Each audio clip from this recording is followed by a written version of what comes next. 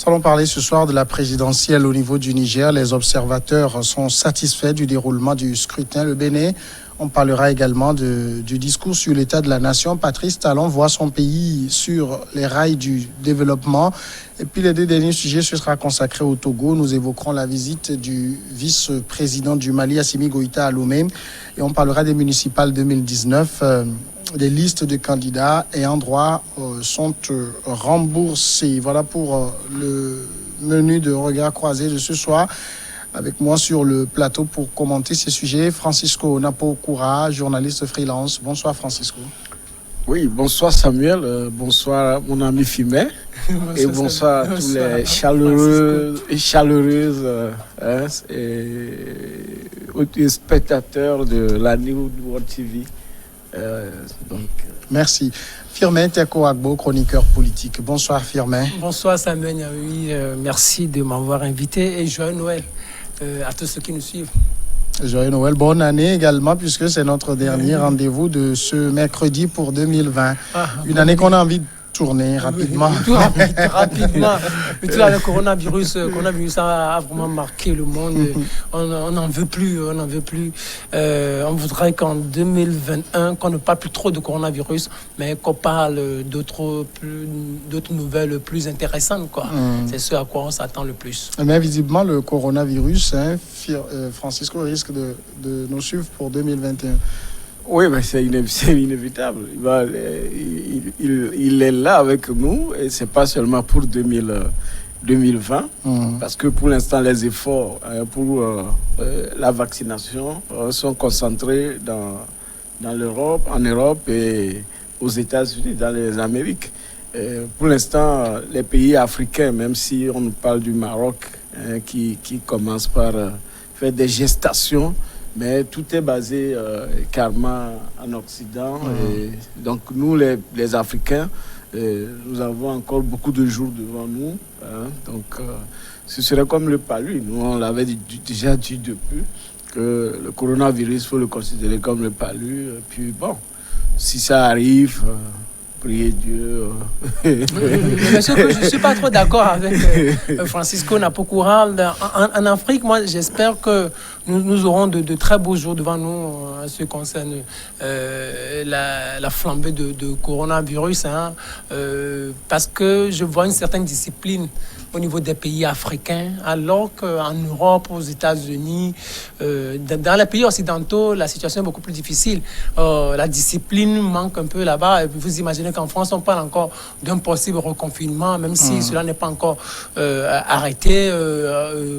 Au Brésil, aux États-Unis, en Allemagne, c'est un reconfinement total, surtout en cette période de fête. Donc, ici en Afrique, on peut espérer de meilleures choses, de meilleures choses parce qu'il y a une certaine discipline au niveau des populations. En Afrique, en 2021, le taux de contamination va sensiblement, nettement baisser, alors que dans les pays occidentaux, la flambée sera toujours au rendez-vous.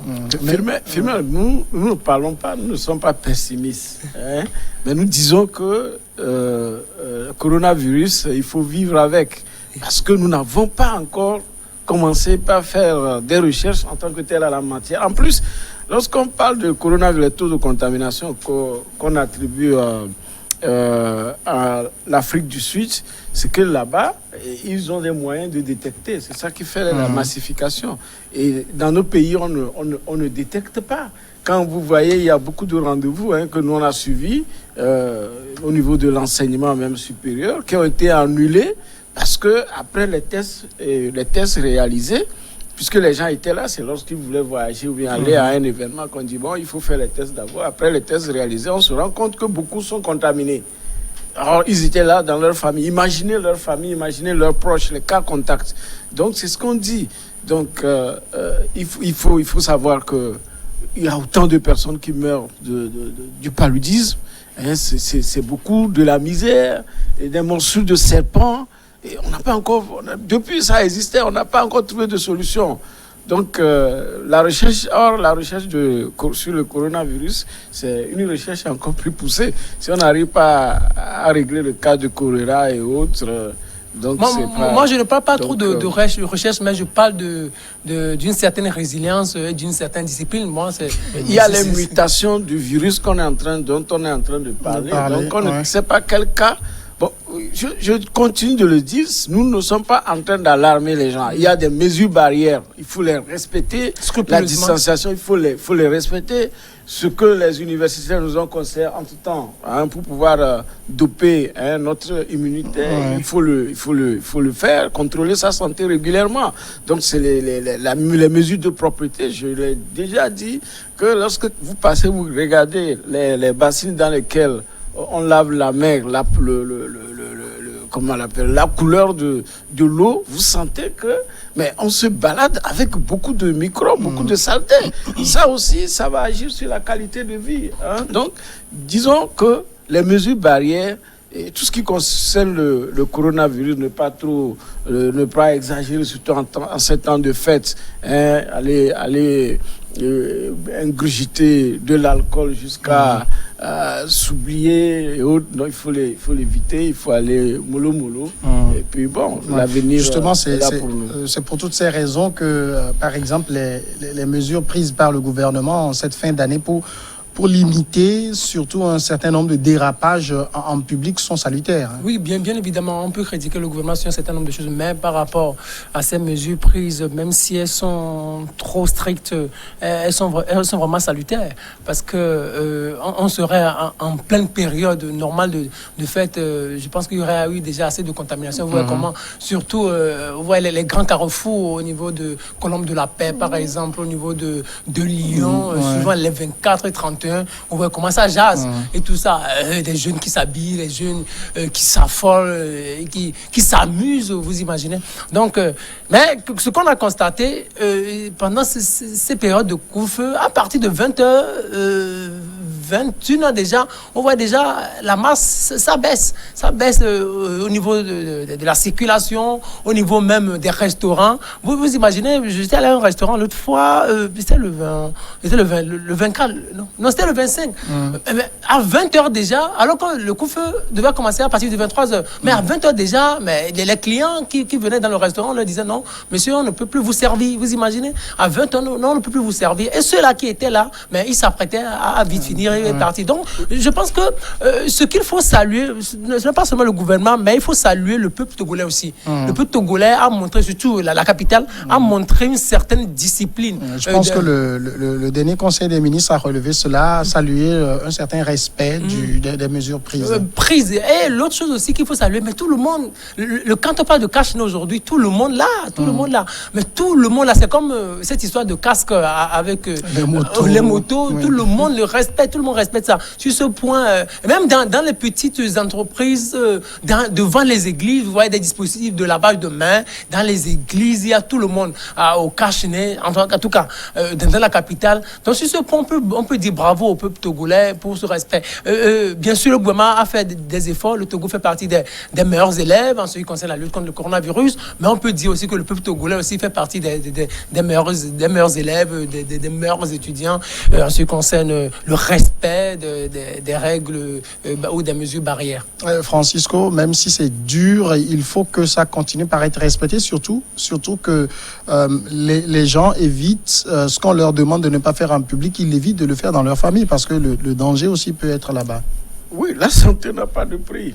Parce qu'aujourd'hui, pour une maladie mystérieuse comme coronavirus, personne ne sait, même en temps normal, lorsque l'homme tombe malade pour aller à l'hôpital, peut-être parfois c'est là-bas que la maladie s'aggrave. Donc il faut toujours faire en sorte de ne pas aller dans un hôpital, de ne pas tomber malade. Donc c'est pourquoi il faut être modéré, n'est-ce pas, en tout, en 7 ans et également à l'avenir. Et par rapport à la santé en général, j'ai peut-être un cri de cœur vis-à-vis de l'INAM. Et l'INAM, l'Institut national d'assurance maladie, chez qui les gens viennent de l'extérieur pour copier les bons exemples. Depuis quelques jours, il y a 3 jours, j'ai rencontré des gens utilitaires de ces services. Vraiment, la nouvelle mise à jour et de la base exclut beaucoup de produits. Et en plus, des gens, ils ont des produits achetés. Et lorsque INAM vous donne les prises en charge, et vous allez à la pharmacie, c'est un autre prix qui est affiché et qui est à la pharmacie. Il paraît qu'il y a un prix d'usine. Et c'est le prix d'usine que l'INAM affiche, par exemple 6 000. Et quand vous allez à l'officine va vous dire que le produit fait peut-être 12 000. Et donc la prise en charge qui était peut-être de 1 000 et quelques, et revient pratiquement au triple. Donc il y a ce phénomène. Donc l'INAM doit revoir les produits, surtout il y a aujourd'hui, quand vous prenez nos retraités, même pas nos retraités, la cécité est un phénomène endémique dans notre pays. Et puis il y a de ces maladies qu'on connaît, que beaucoup ont. Donc ces produits-là, en principe, devaient être des produits hautement supportés. Et que le prix réel, le INAM utilise le prix réel, et que les pharmacies également puissent considérer les gens qui viennent avec les papiers du INAM. Il ne faut pas que les pharmacies les considèrent comme des gens qui ont de la peste, parce qu'ils se disent que c'est difficile de servir un carnet de l'INAM, que ce soit même à l'hôpital de l'INAM, que de servir quelqu'un sur ordonnance. On ne va pas trop faire de publicité pour l'INAM, parce que on doit leur tendre une facture, et au-delà de ça, il faut dire que les questions d'assurance, c'est réservé à une poignée de Togolais. De Togolais, effectivement. Je ne sais pas si vous et moi nous sommes assurés. Moi, je ne suis pas. Moi non plus. Je me débrouille pour acheter mes produits moi-même. Tout comme moi. Normalement, nos employeurs devaient aller vers... c'est une très bonne chose que vous dites maintenant. Parce que quand vous voyez, ça devient aussi un autre combat qu'il faut mener. Le ministère de la Santé, c'est devenu un ministère de l'accès universel. L'accès universel. Ouais. Oui, donc normalement, aucun Togolais ne devait être exclu. Quand on dit universel, la grande majorité s'il y a la sélectivité dans l'universalité, ça devient grave. En 2020, c'est notre premier vœu. En tout cas, on va revenir au niveau de regard croisé. Nous parlons tout de suite du Niger. Le Niger qui a organisé le premier tour de sa présidentielle. C'était le 27 décembre dernier. Les observateurs satisfaits du déroulement de ce scrutin, alors que les Nigériens eux-mêmes sont dans l'attente des résultats complets de la présidentielle et des législatives du dimanche 27 décembre. Les observateurs déployés le jour du scrutin rendent leurs conclusions. Ils saluent le scrutin qui s'est déroulé dans un calme malgré quelques dysfonctionnements. Firmin? C'est vrai, tous les observateurs ou tous les spécialistes des élections ou qui connaissent très bien le Niger n'ont que le même discours. Ils disent que c'est la première élection véritablement démocratique depuis l'indépendance du Niger. Si on fait référence à quelques coups d'État, à tous les soubresauts que le pays a connus. C'est une très bonne chose. Le souhait de tout le monde aujourd'hui, c'est d'arriver à organiser des élections sans violence, des élections sans blessés, des élections sans mort d'homme, des élections sans trop de contestations, parce que les contestations peut y en avoir, mais il ne faut pas que cela dégénère et que cela engendre des morts et des blessés. Le Niger vient de faire quelque chose de louable, mais il faut aussi saluer, même si on lui reproche un certain nombre de choses, le président sortant, c'est aussi grâce à lui. Si on n'a pas assez de violence, si on n'a pas de violence, entre guillemets, c'est aussi grâce à lui. C'est parce qu'il a dit, moi, je ne vais pas retoucher à la Constitution. Vous imaginez que s'il avait dit, moi, oui, je vais retoucher la Constitution, il faut que je modifie la Constitution. Et puis il se dit, moi, c'est une nouvelle Constitution, là, on ne dispose que pour l'avenir, et je me représente. Peut-être qu'il y aura des opposants qui vont dire, non, on n'est pas d'accord. Et quand il organise des élections comme ça, c'est sûr qu'il allait gagner. Et il y aura déjà des violences dans les rues, tout ça. Donc il faut tout d'abord le saluer. C'est son courage et sa volonté de ne pas briguer un troisième mandat qui a engendré ce calme et cette élection paisible. C'est tout ce qu'on peut dire. Mais l'autre chose, c'est véritablement demander peut-être au nouveau président ou au président qui sera élu de continuer, de poursuivre la dynamique, et pas la dynamique électorale, mais la dynamique démocratique. Bien sûr, aujourd'hui, le Niger, on parle d'élection, mais le Niger n'est pas un exemple en termes de démocratie, dans la mesure où dans ce pays, on parle de corruption au niveau de l'armée, on sort de l'argent pour acheter des matériels, mais on ne sait pas là où va cet argent, où il y a du népotisme, le fils du président qui fait emprisonner une journaliste, et après on la libère, on ne nous donne pas suffisamment les raisons, dans ce pays où les droits de l'homme ne sont pas tellement respectés. Donc je pense que le nouveau président qui sera élu ou déclaré président doit savoir que la démocratie, il faut poursuivre sa construction dans ce pays. Vous êtes étonné de l'exemple que le Niger a donné? Non, le Niger, le président Mamadou Issifou, ce matin même sur mon statut WhatsApp, je l'ai même remercié d'avoir évité au Niger des morts inutiles, électoralistes. Parce que quand nous voyons ce qui s'est passé au Burkina, où aussi ils ont eu à faire une élection apaisée, nous constatons que le Niger, et le Niger surtout, avec la première annonce de Mamadou Issifou, aussi populiste qu'elle soit, a pu, disons, élaguer des rancœurs au niveau de la population. Et vous aurez pu constater que lorsque, au moment où on a même rejeté la candidature de Hama Amadou, lui-même, il s'est plié. Il a même demandé à ce que ses voix aillent à un autre candidat. Ailleurs, il aurait pu appeler à aller défendre, disons, sa cause, que les populations sortent. Mais il ne l'a pas fait. Ça veut dire que ce soit au niveau des autorités en place, des opposants et de la population, il y a une certaine maturité qui est ancrée. Et je vous ai dit que pour avoir visité le Niger il y a quelques semaines, mais à chaque fois quand vous y allez, vous sentez que les gens bougent. Même quand vous parlez du terrorisme, ils vous disent que non, que ce n'est pas ici, le terrorisme c'est loin, c'est-à-dire que c'est dans les zones un peu désertiques. Voilà.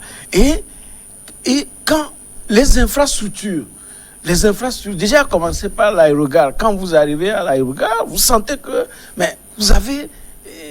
vous êtes arrivé dans un pays, et puis les routes que vous empruntez, l'électrification de ces routes, les gens sont dans le désert, mais ils ont plus de lumière que des gens qui sont sur la côte où il pleut régulièrement. Donc, vous voyez que les gens sont en train d'évoluer. Et le Niger est riche, il y a un sous-sol immensement riche, surtout avec le pétrole. Vous voyez le Niger qui a pu installer une raffinerie sur place. Alors que le grand Nigeria à côté, c'est maintenant qu'ils sont en train de penser à la raffinerie. Mais ils ont le sous-sol, ils ont l'or. Bien sûr que c'est aussi leur malédiction, parce que l'Occident, les pays développés, tout le monde veut venir prendre sa part. C'est aussi ça, une maladie. Donc, avec ce qui vient de se passer, où jusqu'ici, aucun candidat ne s'est réclamé que non, il y a par exemple des fraudes massives et autres, mais on ne peut que les féliciter. Et quand nous voyons que la Centrafrique... À la première pause, tout de suite, on va revenir, continuer avec le débat sur le Niger.